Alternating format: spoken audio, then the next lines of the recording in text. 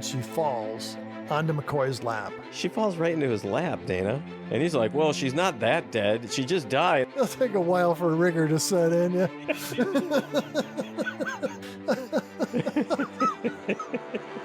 Welcome to Damn It, Jim, the podcast. It's a fun and fascinating look at Star Trek, the original series. Your hosts, Dan Calzaretta and Dana Smith. This week, we're talking about Wolf in the Fold. Good evening, Dan. Dana, it is good to be back. Yeah, I had to remember how to tune into this and figure out how to get online, use my microphone, all that type of stuff. So, Well, because we don't tune in, we record it and other people tune in. Yeah, maybe that's what my problem was. I kept going to one of the podcast apps and trying to get on, and I couldn't find the latest episode. So, Where is this? Where's Dan? What's going on? So how was your vacation, Dan? It was great. So we were gone for a month, as our faithful listeners know. Started out with a wedding in the Midwest in Iowa, my nephew. Wait a minute. You started out stopping in to see me and... Oh, God, I forgot about that part. Wow. I mean, like, figured that was probably the best part of your trip, but, you know. It was so good, Dana, I forgot about it. So let me rewind that. So we started out by seeing Dana and his wife and some other friends in the Denver area. That was a lot of fun. Went to a brewery and met with the owner. He came out to visit with us. That was fun. Yeah, it was a really good time. It was great having you here. Yeah, I enjoyed it too. And then went to the Midwest for a wedding of my nephew, visited some friends in Vermont, went into Canada, in Ontario, drove across Trans-Canadian Highway 1 to Alberta, and then back down into the States and back home. So it was just a great trip and had a lot of fun. Do you have any problems with the at the borders? Well, so I tried to hand the guy in my passport, my Damn It Jim, the podcast business card, and he didn't like that. He then did a little bit more research and was like, yeah, you can't come back. You've been banned. Kicked out of Canada.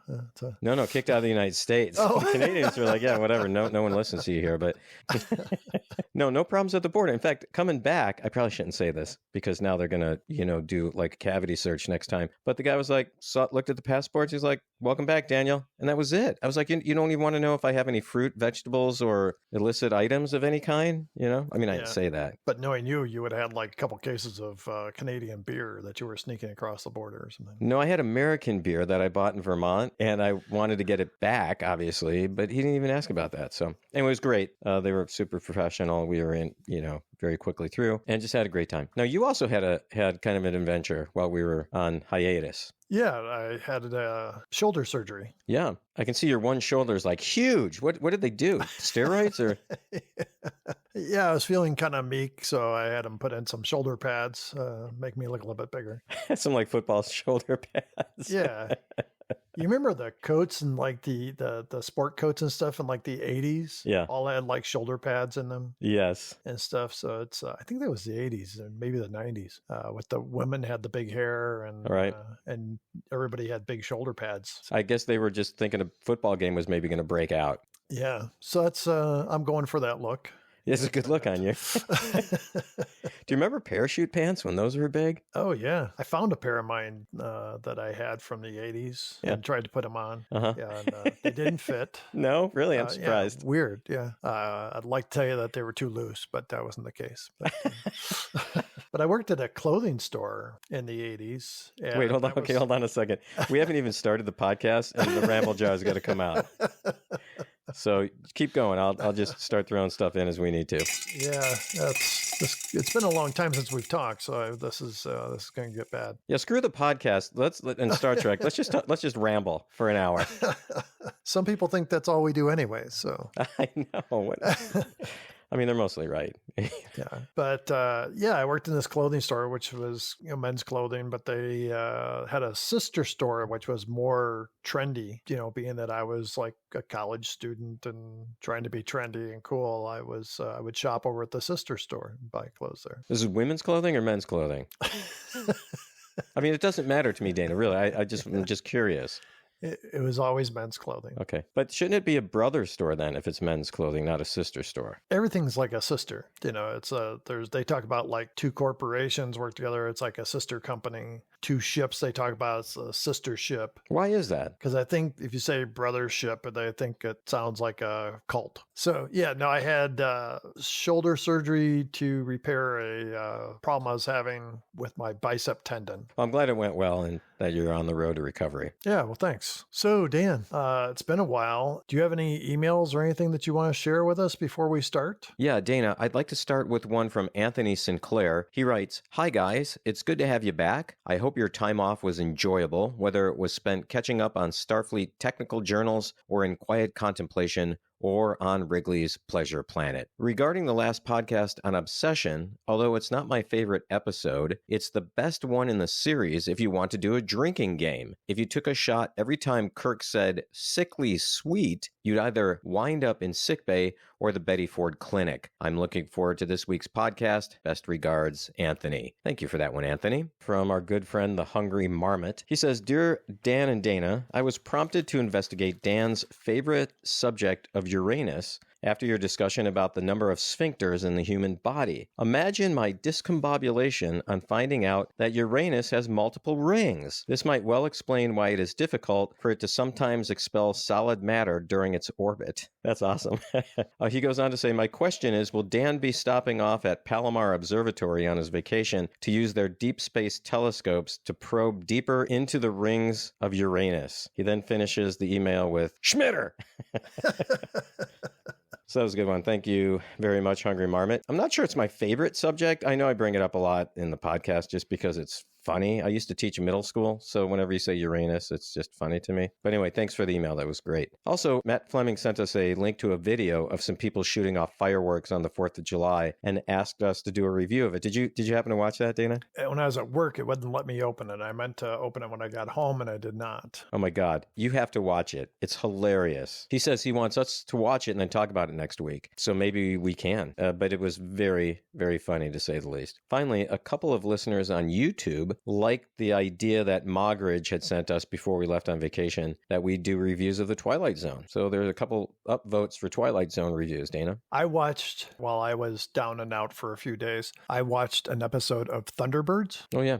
Remember the marionettes? Oh, yeah. Creepy. Yeah. Yeah, weird. They're smoking cigarettes and drinking and stuff. It's just, and I thought that would be something to review, but I didn't know if I could get past how weird it was watching the marionettes. Yeah. And as a kid, I remember I used to watch those shows. Yeah. But I've not seen that in years. Yeah, weird. I haven't either, but it's in my memory bank and it's always disturbing. Yeah. Anyway, thank you for all of our listeners who have written in. We'd love to hear, though, from all of you. Now, we do have a phone number, Dana, and we've gotten some phone calls, but they've all been spam. So here's the deal. I'm going to put out a challenge to our listeners. I would like to get 10 phone calls with voicemail messages about the show or about us or about how they like the show or don't like it or anything related to the show. So challenge is 10 messages to our voicemail. Even if it's silly comments, we'd love to hear from you. So I'm going to give out the number and I'm also going to put it in the show notes. But here's the phone number. It is area code 509-676-6298. Once again, 509-676-6298. If you are calling from overseas, you can still do it. If you have a Google Voice number,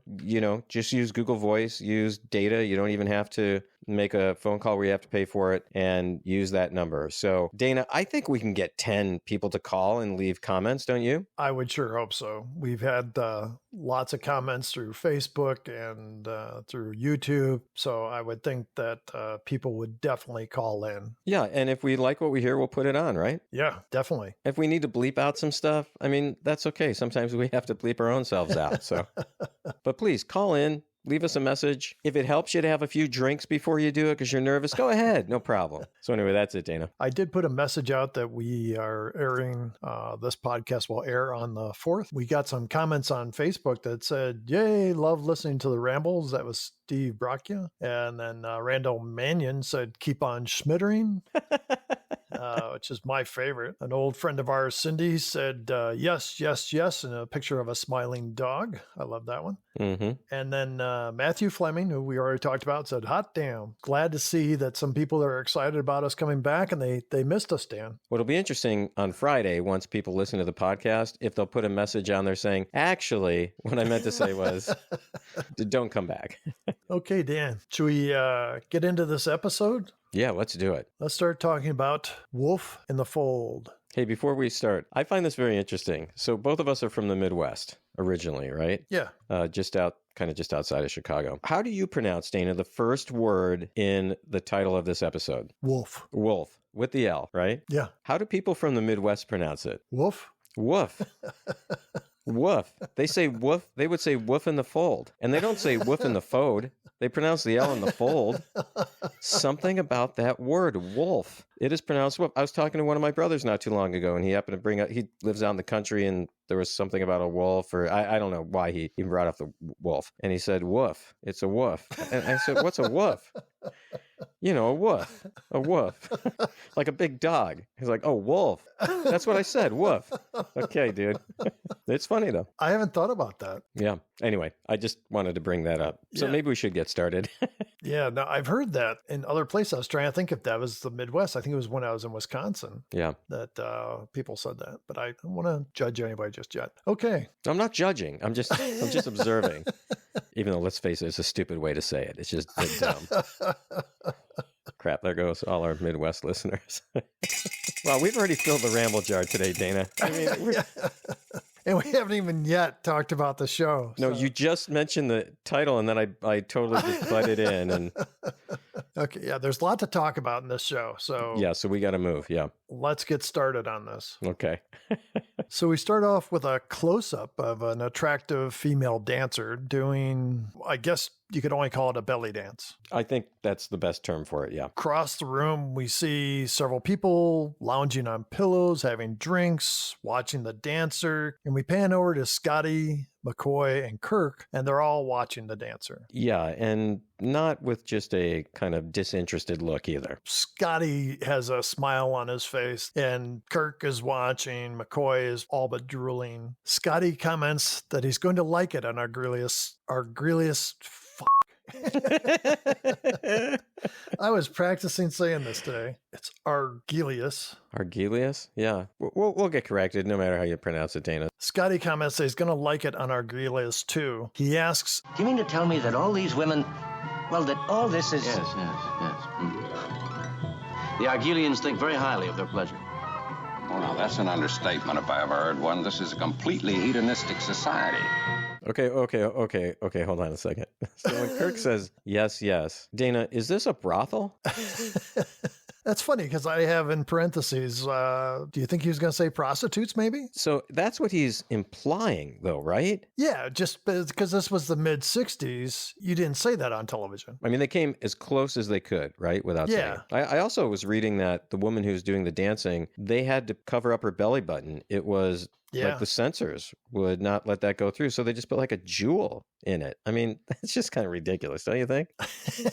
I Dream of Jeannie was the same thing. Yeah. Couldn't see her belly button. Right. So, but we've seen Kirk's nipples. We have. Yes, we have. Kirk says he has invited the dancer to their table so Scotty can meet her. And Scotty says, that's what I call a good captain. Always thinking of his men. Hold on. That was pretty good. That was good.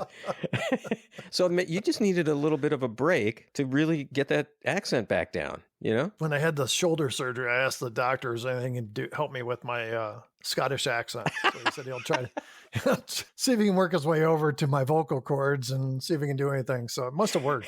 So. Well, too bad Chekhov wasn't in this episode. I wonder if there's any improvement of the Russian accent or if it still sounds like Dracula. but we'll get to that whenever we hear him next. Yeah, well, you work on one accent at a time. So. Right. So maybe when you have the other shoulder done, ask them to insert the Russian accent chip.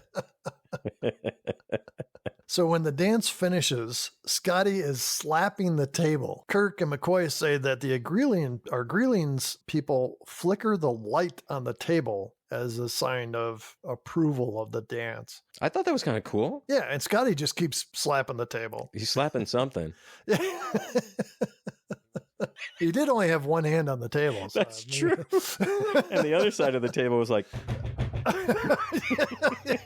maybe he was trying to cover up the sound of the underneath.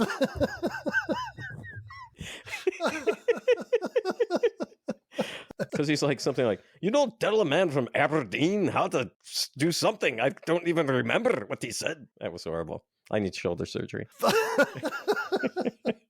The dancer comes to the table, and we see there's a couple other men that are really watching her as she goes over to the table. Scotty offers to take her on a bonny walk through the fog. But to be somewhat serious, I mean, it is a little disturbing, right? Once again, women are just put in this role as just being nothing more than vessels for a man's pleasure. She agrees. I mean, she just sat down, and Scotty's like, oh, it's a beautiful night in the fog, nothing like Aberdeen and all that type of stuff. Yeah. And then she agrees, and they leave together. Kirk and McCoy discuss that this is good medicine for Scotty, who was injured during an explosion that was caused by a female crew member. McCoy fears Scotty could have a resentment towards women because this explosion was caused by a female crew member. Speechless, Dana. What the fuck? Really? I mean... It was weird, Dana. It was really... I guess they had to do this backstory to explain why you had a head injury or something. And they keep saying this. Yeah. And throughout the show. And we never get any details, though, about the explosion, what the problem was, who caused it, what happened. We don't learn any of that. So Kirk says Scotty seems to be overcoming his resentment, and he's all smiles. And one of the great things I noticed about this scene is during the discussion, there's, you see shadows of people moving by, and you could see Kirk and McCoy are both distracted by people walking by. Yeah. So that they are totally into the whole fact that they are in this house of ill repute or whatever you want to call it. So I thought that was really good because I thought that was good acting by both men. And then Kirk tells McCoy that he knows a place across the town where the women, and McCoy quickly cuts him off and says, oh, yes, I know that place. So outside, we see that they step out into a low fog. Just as they're kind of like pointing in the direction where to go, they hear a woman scream and they run over to find the dancer is dead. She's been stabbed a dozen times, and McCoy says she's dead, Jim. Yes. Yeah. I mean, I don't like the circumstance, but that was good. And then they hear this like groan, and they look up to see Scotty pressed against a nearby wall with a knife in his hand. To me, this is where the story takes off. Yeah. Yeah. It was shocking. Actually, it was shocking. Yeah. Super well done, I thought, that part. Yeah. No, I like the whole thing. Captain's log states that while on therapeutic shore leave, a woman has been murdered, and Scotty is the prime suspect. The city administrator, Hengist, has taken over the investigation, but so far has not uncovered anything. So the administrator, who's kind of this like meek guy, says he's not from Argelius, he's from Rigel 4, and that he would never expect such an event to happen on this planet. He shows Scotty the knife and asks if he remembers it, and Scotty says he can't remember. And Scotty looks completely perplexed. Yeah. Scotty says he remembers leaving the cafe. He was leading the way through the fog when he heard her scream, and then he doesn't remember anything. McCoy calls Kirk aside. And McCoy says, if Scotty can't remember, that means he really can't remember. By the way, that administrator guy, most annoying voice ever. So Kirk explains that he has to be diplomatic. If the Argelians want to try to convict Scotty, he has to go along with it. McCoy states that Scotty had a concussion, and Kirk says, we'll do what we can. Do you ever have a concussion, Dan? No, I've never had one, Dana. Have you? Yeah, I've had a couple. I mean, back then it was just, you were dizzy from, I played football and wrestled and stuff. And oh, that's how it happened. Okay. And, but nobody at the time said, we think you've got a concussion or we think you're concussed. And nobody ever said, well, keep an eye on him because there's a chance he might black out and go kill women. Yeah, that's usually not like one of the symptoms. That's usually not one of the symptoms, I don't think. Yeah, I looked it up. It's not. I couldn't find that in any of the symptoms. You couldn't? So, concussion, yeah. So. I'm glad you looked it up, though. Want to be thorough for our listeners. Sure, yeah. Kirk asks Hengist, what is the law in these cases? And then another man steps up and says, the law of Argelius is love. And he reaches back. He's like in the back of the room. He reaches back and takes the hand of a beautiful woman, and they step forward together. Hengist introduces the man as the prefect, Jarrus. Jarrus introduces his wife as Sibo. I think it was Sibo, yeah. But we'll get corrected again. Doesn't matter. Doesn't matter, Dana.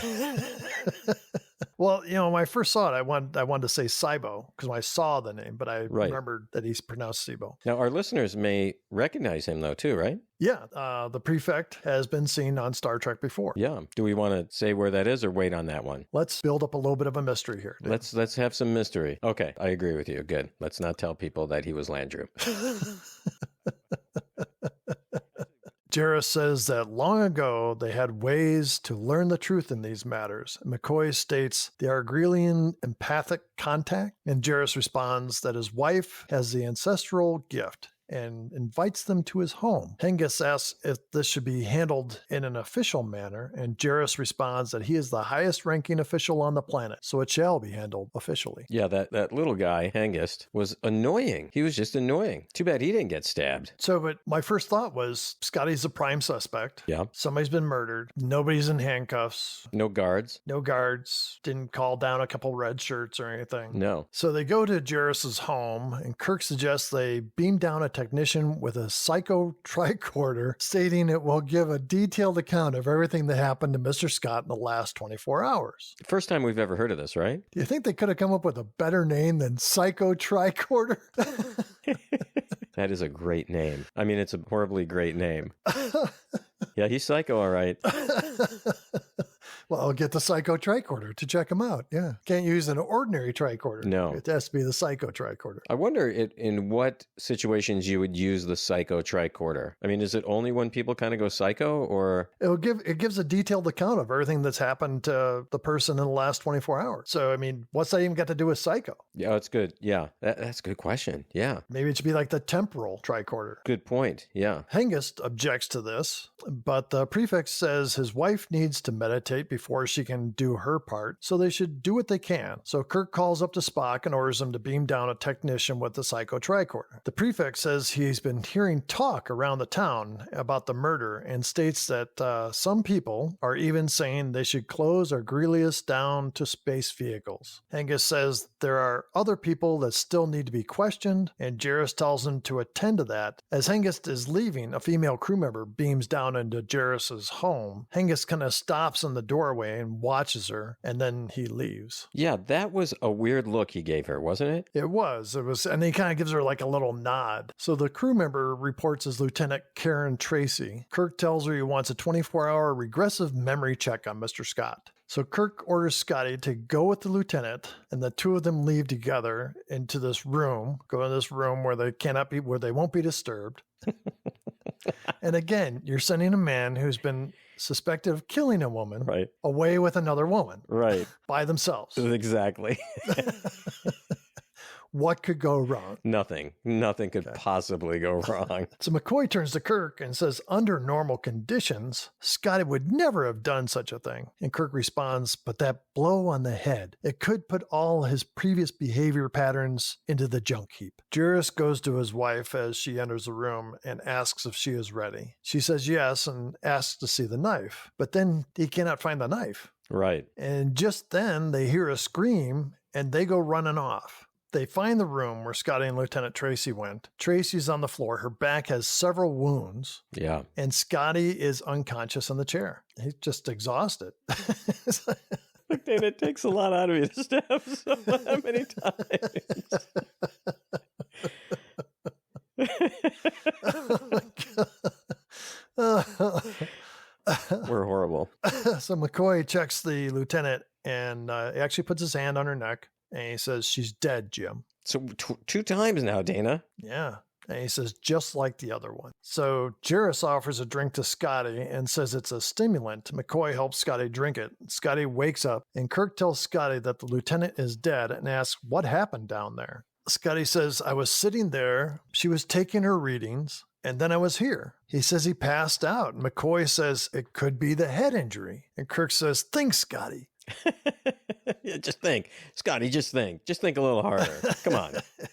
Kirk asks Jarrus if there's another entrance to the room Scotty was in, and Jarrus says there's another door that leads to the garden, but it's not been used in years. And so Kirk sends McCoy to check it out. As McCoy leaves, Hengist comes in with two of the men who left the bar about the same time Scotty did. Oh, hold on a second. Hold on. Where's the body at this point? Is it just still laying in the room over there? Yeah, they're waiting for somebody to come and draw a chalk outline around her. With a phaser. Another use for a phaser. That's right. So Kirk informs Hengist that another murder has been committed. Hengist questions the men that he brought with him, and they say they know nothing.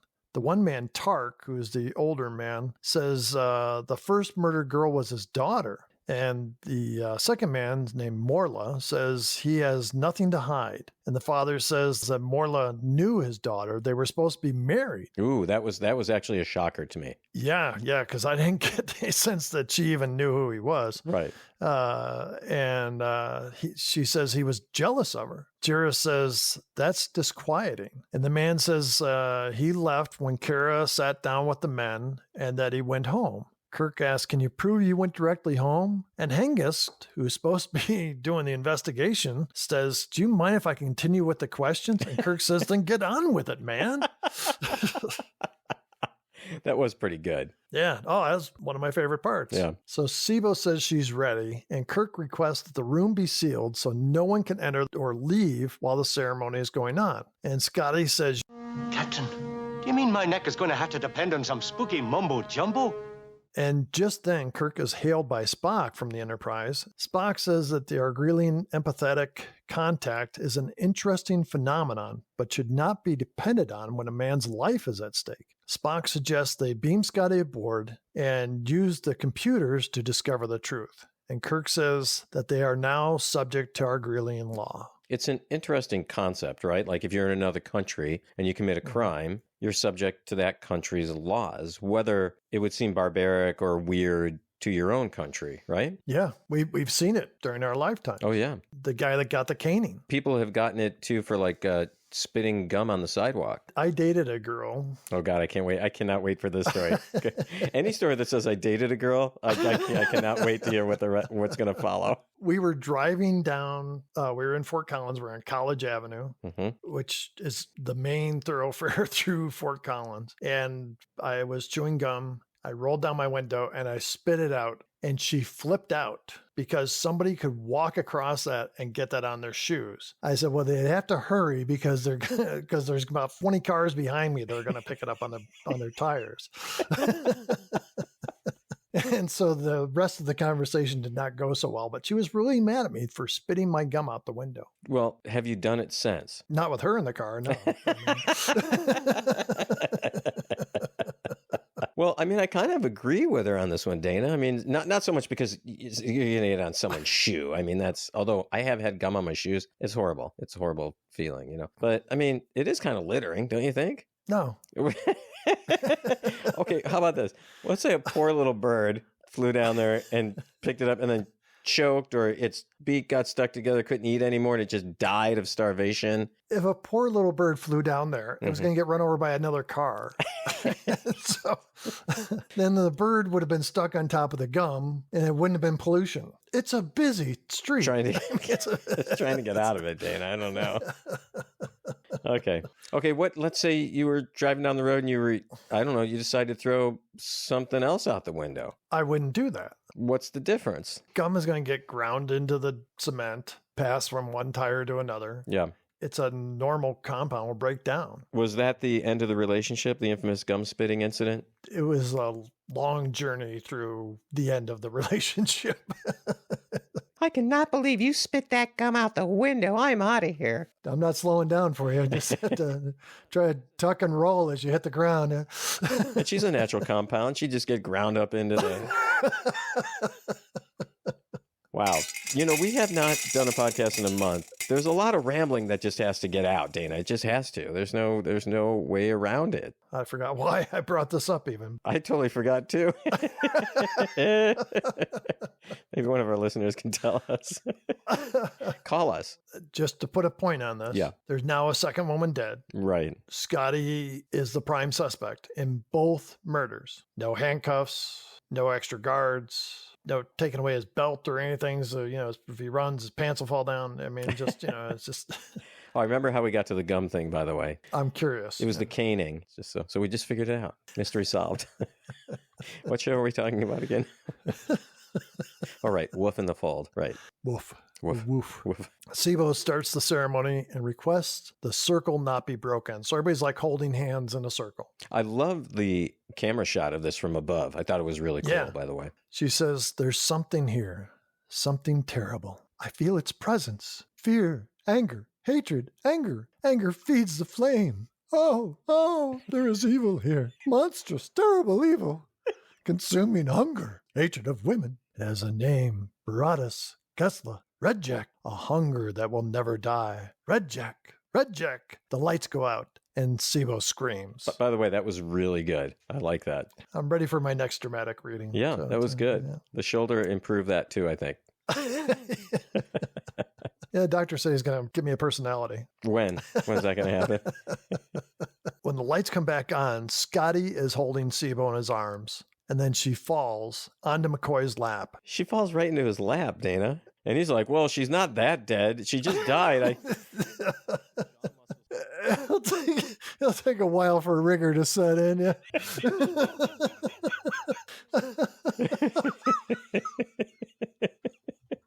And we get a close-up on Scotty's hand, don't we? Yeah, and we can see Scotty's got blood on his hands. Yeah. And Kirk looks on shocked. Pretty much everybody's just like staring at Scotty. And maybe somebody said, Jesus fucking Christ me, we should put handcuffs on that What?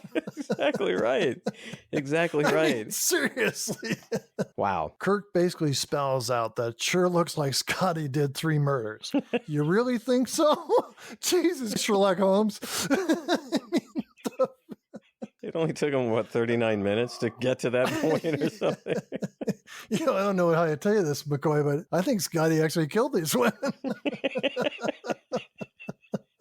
McCoy says, I don't care how it looks. Scotty could not have done it. Hengist steps up and says, I agree with you, Captain. I'm perfectly satisfied that Mr. Scott is guilty. Kirk says, but not responsible. We can prove it if he's insane. Kirk says, Mr. Hengist, on the Enterprise, we can make a recording of the registrations of Mr. Scott's conscious and subconscious mind. They will tell us what happened to him in the recent past. So they go to the Enterprise. Kirk explains to the group, which includes another woman, that the device on the chair where they place their hand, any deviation from the truth will be immediately detected and relayed to the computer, which will notify us. So the woman who's in there is kind of like a court reporter.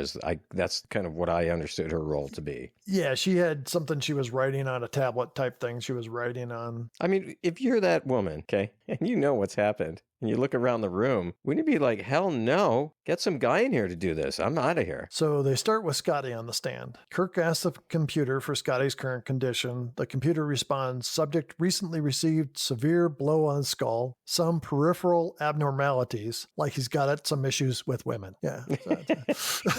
He may kill them. We don't know. Yeah. But other than that, he's perfectly normal. For a Scotsman.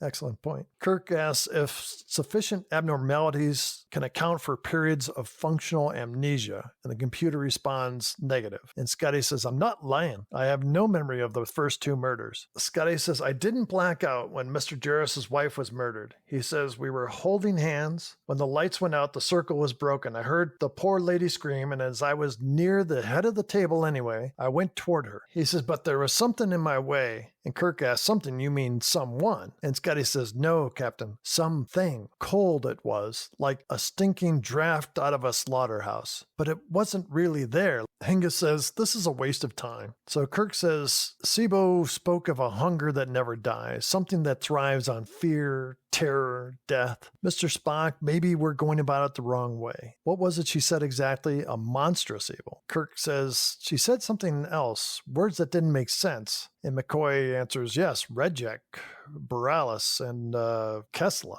And so Spock tries to put the word Redjack into the computer. The computer says a proper name, nickname for mass murder of women, the other Earth synonym, Jack the Ripper. Hengist says, that's ridiculous. He lived hundreds of years ago. Kirk says, Jack the Ripper couldn't be alive if he were a man, but everything we've uncovered points to Jack the Ripper. Oh, it's a huge leap there, right, Dana? I mean, the whole Jack the Ripper thing. I like it. I like it. I'm going to say that right now, but obviously a leap. Once again, Hengist objects and points to Scotty, saying, we have the murderer right here. Are we going to start chasing ghosts? And Kirk says, not ghosts, but possibly not human. Spock asks the computer if such an entity could exist in the galaxy. And the computer says the Drela of Alpha Carina 5 derives nourishment from the emotion of love. So Hengist objects again. He says fairy tales, ghosts, and goblins. And Spock points out that Jack the Ripper was never identified. Kirk asks, what do we have? A creature without form that feeds on horror and fear and must assume physical shape to kill.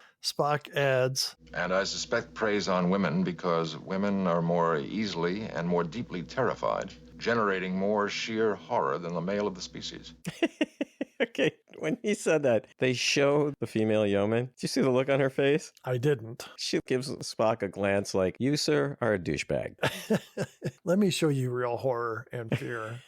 I mean, when he said that, first off, come on. You know, again, ridiculous. But she does give him this glance, and it's not a good one. Kirk asks the computer for cases of unsolved mass murders of women, starting with Jack the Ripper. The computer reads off 1932 Shanghai, China, 1974 Kiev, USSR, 2105 Martian colonies, 2156 Heliopolis, Alpha Iridia 2. He then asks the computer, identify the proper names, Kessler and Baratus. Baratus, name given to unidentified mass murder of women on planet Rigel 4. Additional data, murders on Rigel 4 occurred 1 solar year ago. Everyone turns and looks at Hengist. Kirk says to Hengist, you come from Rigel 4. Well, many people do. It's not a crime.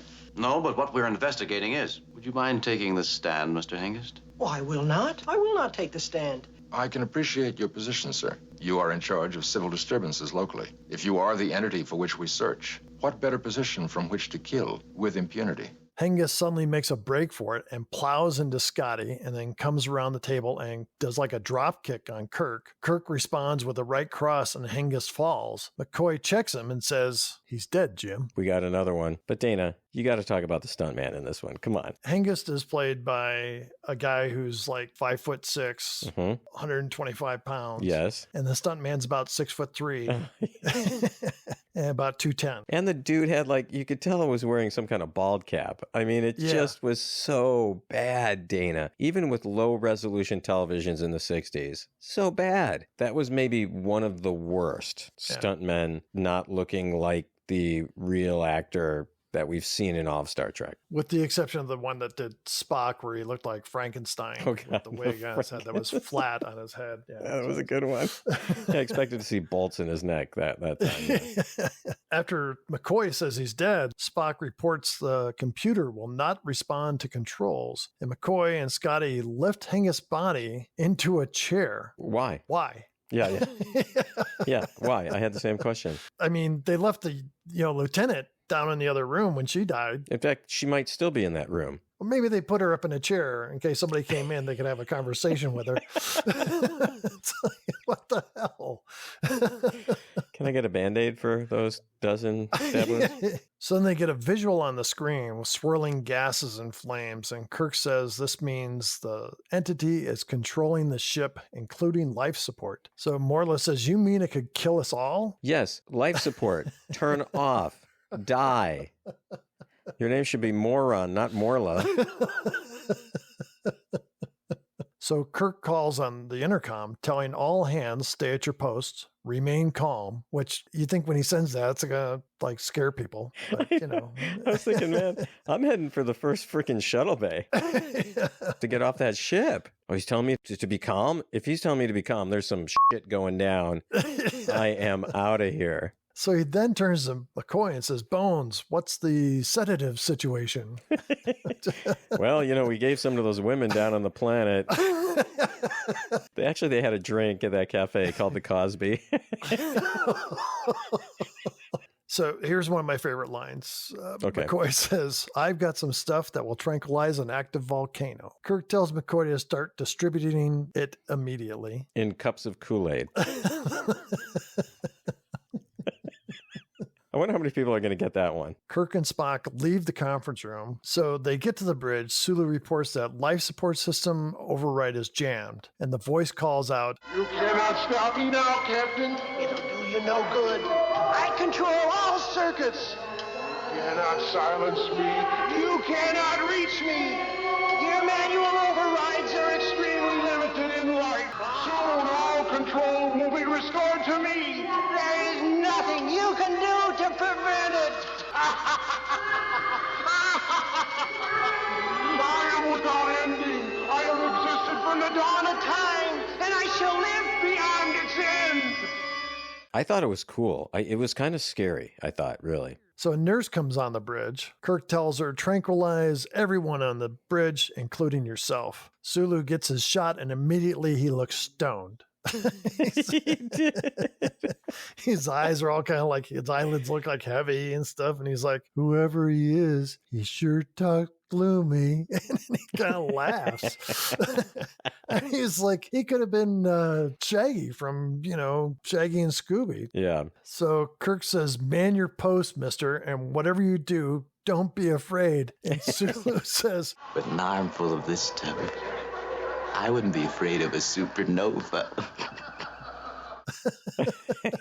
They break out the lava lamps. They're all just staring at the lava lamps. so Spock orders the computer to compute to the last digit the value of pi. Spock says, as we know, the value of pi is a transcendental figure without resolution. Well, do we know that, though? Yeah, you know that you can set your computer to help in that search. Can you really? Yeah, there's a buddy of mine that I worked with. His computer in the background was always running the search for pi. And then his bank account was immediately emptied, and he got a letter from a Nigerian prince saying thank you. Yeah, and never found pi. No, are you sure? What kind of pie he was looking for, Dana? Had to do with numbers or it's something else? I mean, that sounds a little sketchy to me. No, it's a real thing. Look it up. So in the conference room, McCoy is administrating the sedative. Scotty looks like he's drunk. Give me another woman to stab, Captain.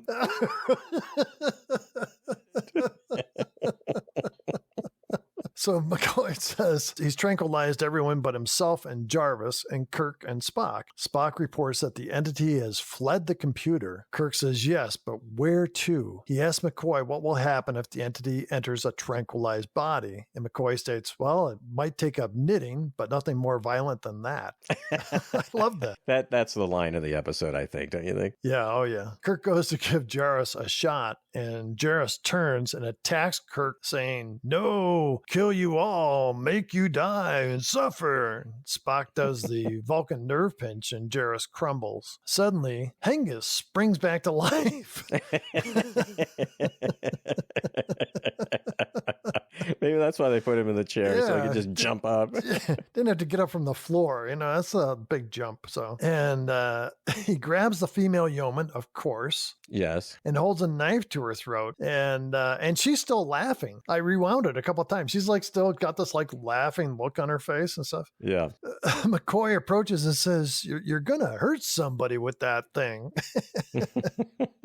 Hengist pushes the woman out of the way and goes after Kirk. And Kirk kind of lets him lunge at him, and then he does a judo flip on him. And when Hengist hits the floor, Spock administers the sedative. Hengist becomes compliant, and he's laughing. He's like, you'll all die.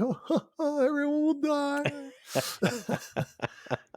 And Kirk says, let's get him to the transporter quick. And so he throws Hengist over his shoulder and hurries out of the room. In the transporter room, Kirk orders the transporter chief, he says, deep space, full power, widest field dispersion. And they lay Hengist on the pads. The transporter guy is like, kind of looks like he's stoned. And he says, no need to get excited, Captain. I got it. And so Spock goes over and shoves the guy out of the way. Just shoves it. Yeah. He activates the transporter and Hengist disappears. Just then McCoy and Scotty come in, all laughing and cheery. Kirk explains what they did and McCoy says, "That thing can't die." And Spock replies, "Possibly, Doctor. Its consciousness may continue for some time, consisting of billions of separate bits of energy floating forever in space, powerless." Kirk says to Scotty, "You seem quite happy about the whole thing." Scotty laughs and says, "Yeah, I got away with killing 3 women." We got to blame it on this guy you just beamed out into nothingness. And McCoy reports that the tranquilizer will last 5 to 6 hours. Kirk smiles and says, "Yes, I can see that. Well, Mr. Spock, for the next 5 or 6 hours, we're going to have the happiest crew in space." And that's how the show ends, Dan. Wow, what an episode.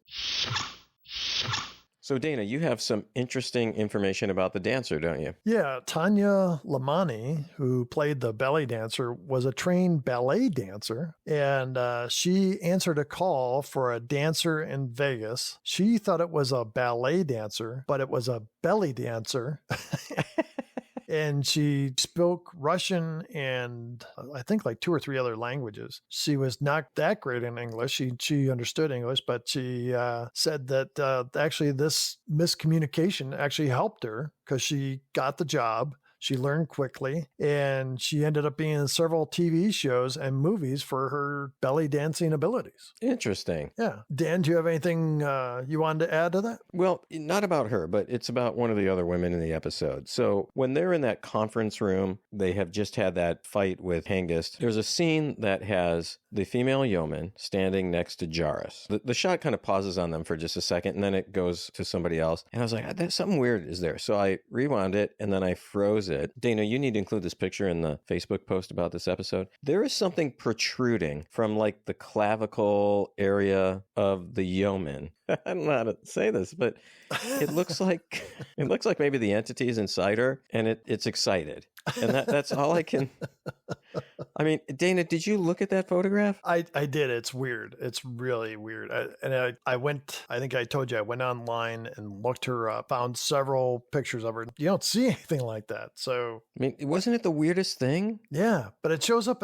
I looked at a couple different pictures from that episode, and you can see that. Yeah, it's like someone's got a finger and the finger's sticking out from the inside of her. I mean, it's the weirdest looking thing, Dana. I have no idea what it is. I mean, she needs to go see a doctor. I think she did. And she's dead now, so maybe that's the reason. I think she's still alive. Oh, is she? Yeah. We need to get her on the show. Dan, do you want to talk about themes and dilemmas? There's actually a real serious theme and dilemma that I see in this episode, and it's about violence done to women, right? Nothing funny about that. You know, one of the most recent examples is this Gilgo Beach murders. The guy got arrested recently and murdered multiple women. There's also something called the Red Dress Project that has brought missing and killed Indigenous and Aboriginal women into the public consciousness, mostly in the United States and Canada. You know, this is an issue that really has existed through time, and it's one that, you know, even here in the year 2023 is still one that is in the forefront. The episode kind of deals with it a little bit, and I know we have fun with this episode, but that's a real thing, and it's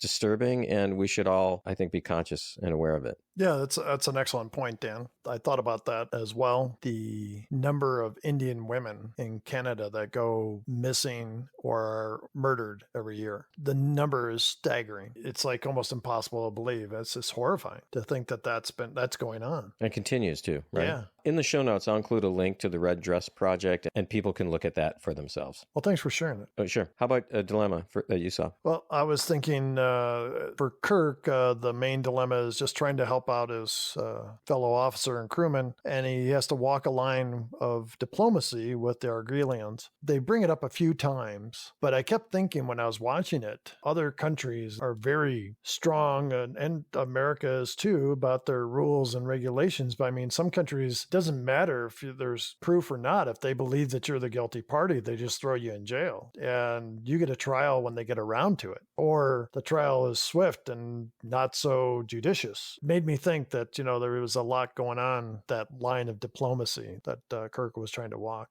Dana, what was the best part of this episode for you? One of the best parts was the whole mystery that was involved with the murders and everything and the way they played it out. I thought that was really good. I liked the way it was developed. Dan, what's the best part for you? I do like this concept of evil traveling throughout the universe, especially following in the footsteps of human expansion. I really thought that was an interesting idea. How about another best part for you? Another planet that's all about pleasure, a hedonistic society. You got Wrigley's Pleasure Planet, and then you got this. It sure makes the Final Frontier look better and better all the time. So, I agree. Dan, do you have another best part? Well, I think Scotty being the focus of this episode was really cool. I thought about, could they have put any other character in this spot? Like, could it have been Sulu or could it have been McCoy? And as I think about it, I don't think so. I think Scotty, and obviously James Doohan and his performance, was the perfect one to put in this situation. How about a worst part for you? Like you, I really like this episode, but there's so many bad, stupid things in here that bother me. I mentioned this while we were talking, 2 women dead, and they don't even try to protect the third woman, even though they suspect the killer is right in their midst. Really bothered me. How about you, Dan? Do you have a worst part? Once again, and there's nothing new, the objectification of women in this episode. I mean, it's pretty bad. I have that as one of my worst points, too. Do you have another worst part? I mentioned this as well. The idea that Scotty would have resentment towards women for an accident aboard the ship. Do you have another worst part for us, Dan? John Fielder, who played Hengist, his voice freaking annoying, except when he played Piglet. He was the voice of Piglet for years and years and years in the Winnie the Pooh series. I love Winnie the Pooh. So, Dana, what happened on this date in history? Dan, this episode was released on December 22nd, 1967. The number 1 song in the U.S. was Daydream Believer by the Monkees. And in the UK, it was Hello Goodbye by the Beatles. I think that's like 3 weeks in a row. The top 5 songs that week in the U.S. were Daydream Believer by the Monkees as number 1. I Heard It Through the Grapevine by Gladys Knight and the Pips. Hello Goodbye by the Beatles was number 3. I Second That Emotion by Smokey Robinson and the Miracles was number 4. And Woman, Woman by the Union Gap featuring Gary Puckett. Also, The Graduate with Anne Bancroft and Dustin Hoffman premiered on this day. I found this fascinating. I was searching because I'm a film buff type, and I wanted to see what film was number 1 at the box office. Oh, yeah. And I saw that Gone with the Wind was re-released and was number 1 at the box office. Really? Yeah. I don't think I've ever seen it. So one final thing, on December 21st, the day before this was released, all further contact was lost with the Mariner 4, the American space probe that had made the first successful flyby of the planet Mars on July 15th, 1965. Contact had been lost on October 1st, 1965, then regained after 2 years. Micrometeoroid strikes on December 10th, however, had damaged the communication system, and it was never heard from again. So, Dana, we've sent many space probes to Mars. Probably it's the most explored planet in the solar system. It also has the most number of, quote, malfunctions of spacecraft. And I think because the Martians, they mess with the spacecraft from NASA and they're able to hide themselves. They're like covering stuff up with sand and making sure no one could find that they were living there. Yeah, I agree. All right, great. So we got that. Okay. Anything else from the state in history? Nope, that's it. So now we're moving on to the counts, Dan. Yes, we are moving on to the counts. Dana, what's our dead crewman count for this week? We had 1. We did? Karen Tracy. Dana, you're right. So we did have 1. I totally forgot about her. So what's our total? I think we're at 44. I think you're right. Yeah. Okay. How about the shirtless Kirk Rip Shirt Kirk count? Nothing this week, so we're stuck at 13. The He's Dead count. We got quite a few in here. Yeah, we have to include She's Dead in it as well, so there was 3. That takes us up to 12. Yeah, 12. I'm a doctor, not a fill in the blank. Again, one of those times I thought they could have used it, but it didn't happen. McCoy did have some great lines regardless. We had 0, so we're stuck at 8. The Supreme Being count. Doesn't really count as Supreme Being, he's just an ass. He totally is, yeah. None this week. We're still stuck at 8 on Supreme Beings. All right, violation of the Prime Directive. I think Kirk went out of his way to work with the people of the planet. For once. Yeah, I think he did a great job of not violating the Prime Directive. We're stuck at 6. The taking over of the Enterprise count. you made me realize that actually happened. Yep, Red Jick or Red Jack or whatever Jack the Ripper, whatever they're calling him. So we had one this week. What's our total? So that takes us up to 6, Dan, and that's all we're looking at for counts right now. All right. Hey, I had a great time. I'm glad we're back. And as always, this is a blast to do. Yeah, Dan, it was a long month without Star Trek. Next week, Dan, there's a big fan favorite that we're going to be reviewing. That's right. The Trouble with Tribbles. I'm looking forward to that one, Dana. Thanks again for coming back from your vacation, Dan. Although we got listeners, Dana, right now that are saying, oh, God, I wish he wouldn't have come back. Dana could just do this on his own. As always, Dan, it's great to get together and talk Star Trek. Till we see each other again, live long and prosper. Thanks once again for listening to Damn It Jim, the podcast. We'd love to hear from you. Please send us an email at dammitjimpodcast@gmail.com or call us on the Damn It Jim hotline at 509-676-6298. If we like what we hear, we may even put you on the podcast. Make sure to join Dana and Dan next week for The Trouble with Tribbles. Enjoy the rest of your week, and until we see you again, remember to live long and prosper.